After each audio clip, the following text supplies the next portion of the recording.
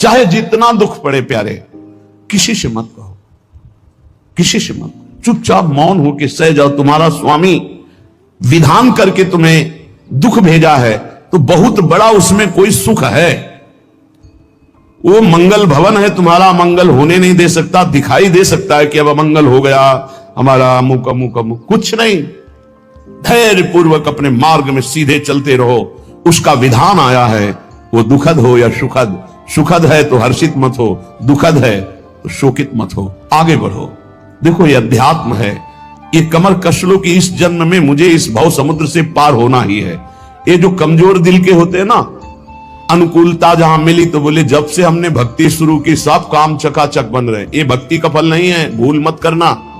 ये तुम्हारे सुकृत चल रहे हैं इसलिए है, और जिस दिन दुष्कृत का फल आएगा उस दिन भक्ति करते हुए भी कदम रखना मुश्किल हो जाएगा, पग पग पर तुम्हें दुख मिलेगा। इस सिद्धांत को समझ लीजिए तो कभी आप निराश नहीं होंगे, शूरवीर होकर आगे बढ़ते रहेंगे। जो हमारी भक्ति ये नई फसल है, और इस फसल की जो आनंद वृत्ति है वो भगवदानंद है, ज्ञानानंद है, अखंडानंद है, प्रेमानंद है। वो ये भोगानंद नहीं है, विषयानंद नहीं कि भगवान की बड़ी कृपा जो चाहो वो भोग मिल गए।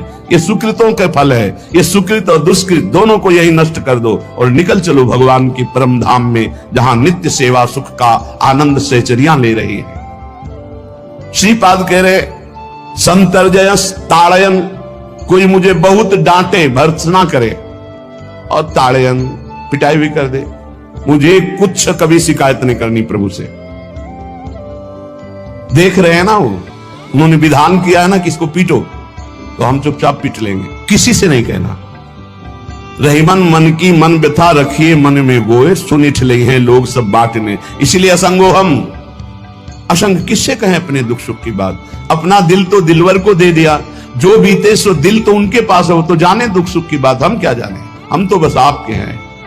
मौन, अपने विषय में न सुख की बात करे न दुख की, मौन बात करे तो प्रभु की करे, नहीं तो मौन।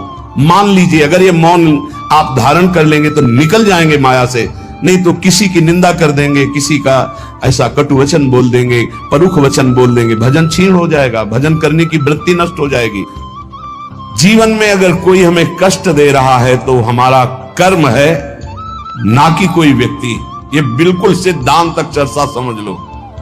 वही व्यक्ति जो मुझे द्वेष करता, वही व्यक्ति जो मुझे कष्ट और दंड देता, वही व्यक्ति प्रणाम करके छाती से लगाकर आंसुओं की धारा से अभिषिक्त किया, तो वो व्यक्ति था या कर्म?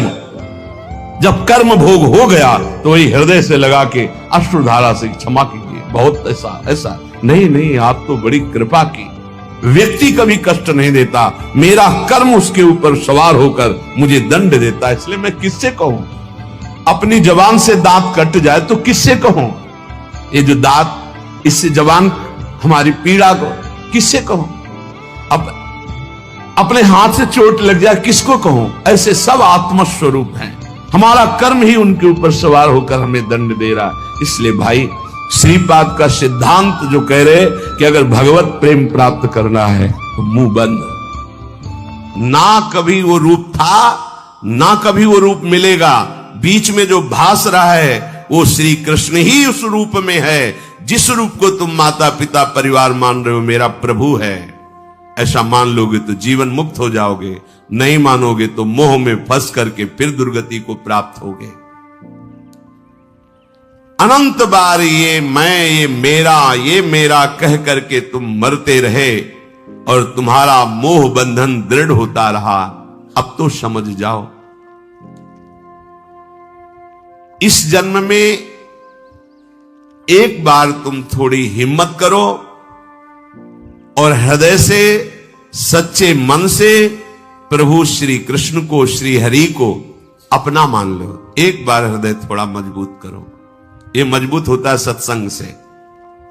और पुकारो कि प्रभु मेरे हो आप, पुकारो मीरा जी की तरह, मेरे तो गिरधर गोपाल दूसरो न कोई, है ही नहीं दूसरा।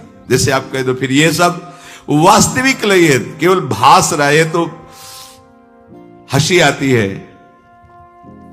जब वो दिखाते हैं तब हंसी आती है कि वाह बड़े प्रवीण हो आप, छुपने में बड़े प्रवीण हो, छुपा छुपी का खेल ऐसे छुपे हुए तुम जान ही नहीं सकते ये प्रभु हो सकता है भला? वो है, वही है। मत्ता पर तरम नान्यस वासुदेवा सर्वम ईशावास विदम सर्वम यत् किंचे जगत्याम जगत। पर कैसा छुपा छुपी का खेल खेल रहा है वो दिखाई नहीं दे रहा।